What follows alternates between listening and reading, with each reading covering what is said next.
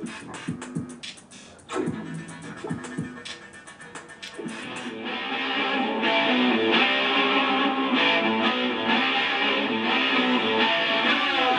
be rock and roll music. Rock icon, best-selling author Ted Nugent is with us now from Los Angeles, where last week you had to meet with the Secret Service. Who is it this week, Ted? Well, I'm out running the crucifiers right now, Glenn, but I want to wish a happy, joyous Independence Day to my blood brothers in Israel and a happy Independence Day to you in America every day. No, I'm out here rocking and rolling, taking care of business. I get up early every day and I go to work. I seek not to disrupt society. I seek to spread the truth, live the American dream of being the best that I can be. And just by doing the right thing, it upsets maniacs everywhere. I couldn't be more proud. You were, I want to talk a little bit about something, Ted, that you were, I don't think I would have had the control that you have had for the last, almost 2 years now. You went up to Alaska, you were hunting black bear. There is a law just in this little piece of Alaska. It doesn't make any sense whatsoever. It is basically, if you are fishing and you get a strike, but you lose the fish, it doesn't matter. That counts as one fish. You were hunting for your TV show. You were hunting with bow and arrow. What happened? Well, I do it every year. I've been hunting in Alaska since 1977, been hunting all my 63 years.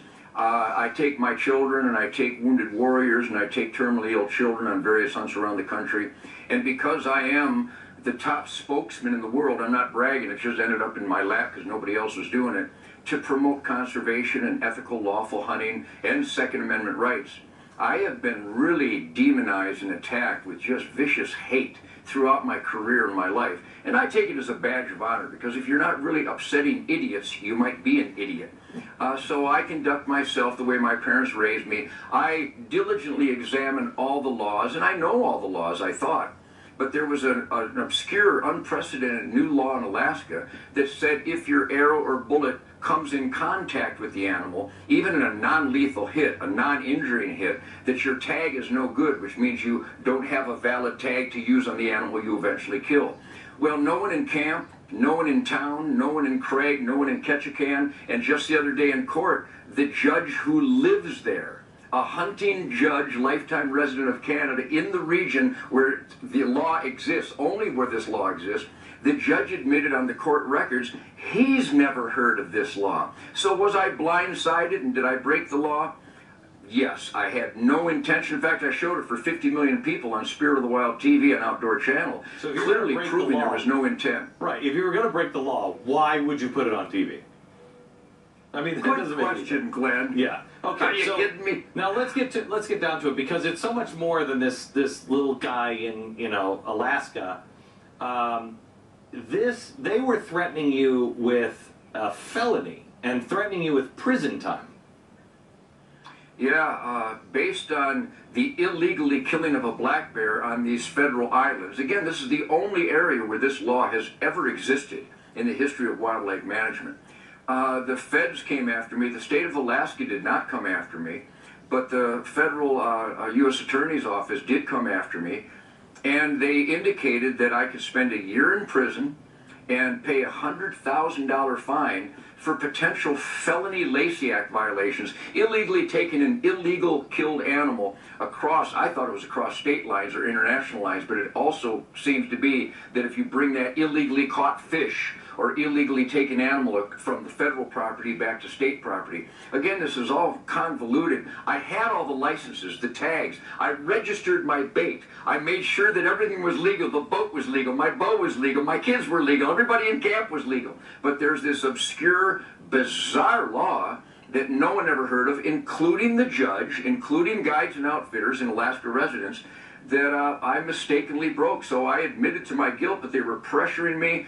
Year in jail was the maximum, $100,000 fine, and a felony conviction, which means no guns for Ted Nugent, no hunting for Ted Nugent, no voting for Ted Nugent, and maybe an indicator to America that if you brush against our voice in the U.S. government, you better learn to shut up, because we can shut Ted Nugent up about his guns and his hunting, so you better just be nice and obedient. Okay, real quick, because I want to get to the pigs here in a minute, but I want to go to the California deer hunt. Can you tell that in a short? Because I think this is important. It just shows the constant pressure on you to shut up. It has been really constant, I gotta tell you.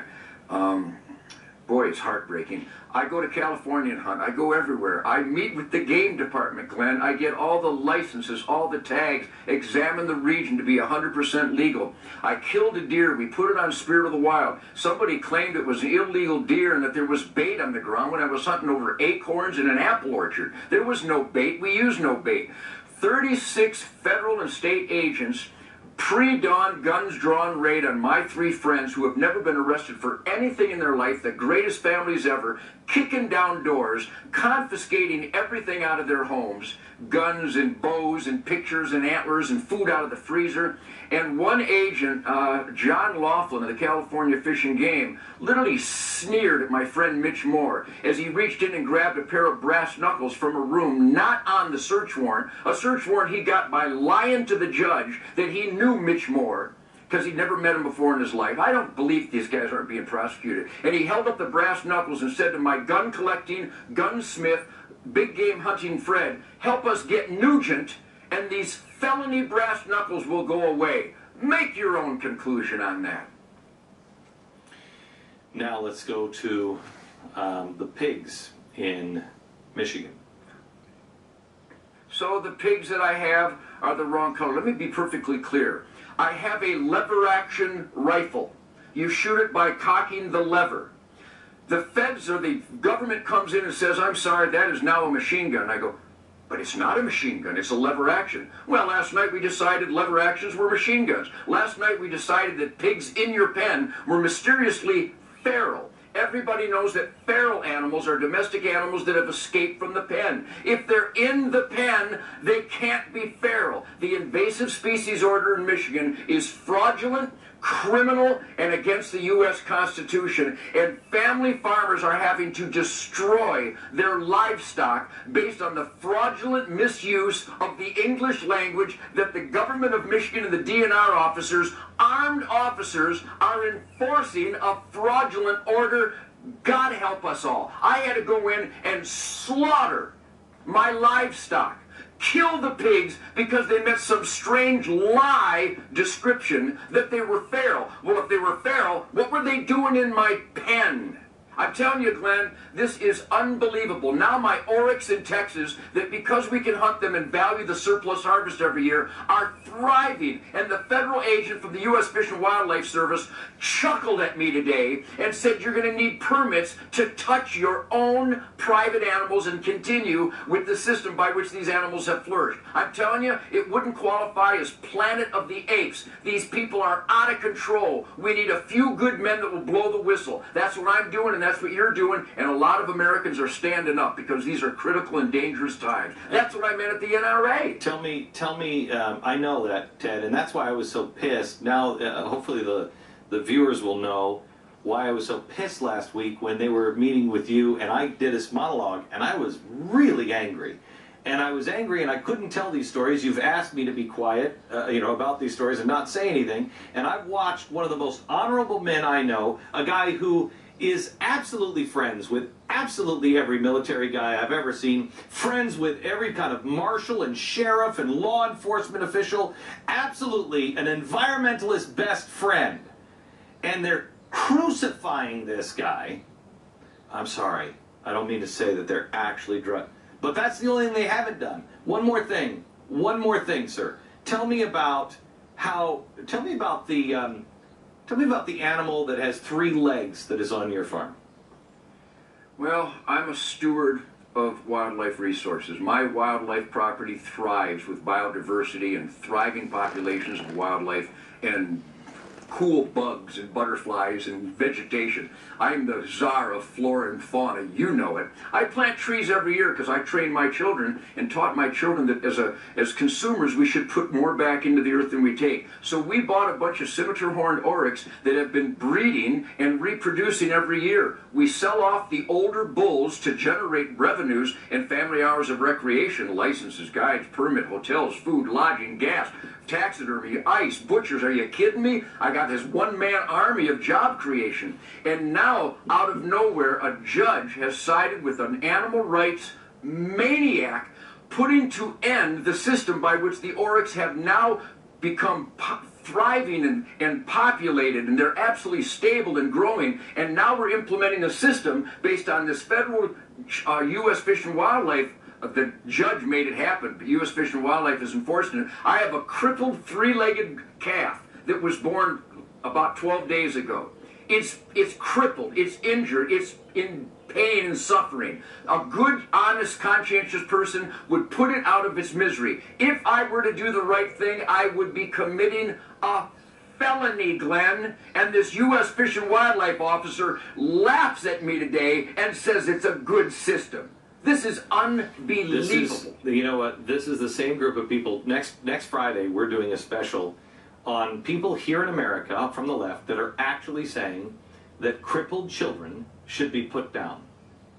Crippled children should be put down. You're not going to believe this show. You are not going to believe this. Yeah. So they're saying that about crippled children, that we should kill crippled children. But a crippled calf?